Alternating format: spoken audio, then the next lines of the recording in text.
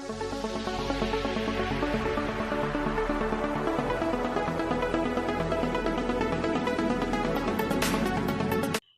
సిరిసిల్ల జిల్లా భారీ వర్షాలతో పత్తి చేలు, వరి చేలు నీట మునిగాయి. కురుస్తున్న వర్షాలతో పలు గ్రామాలకు రాకపోకలు నిలిచిపోయాయి.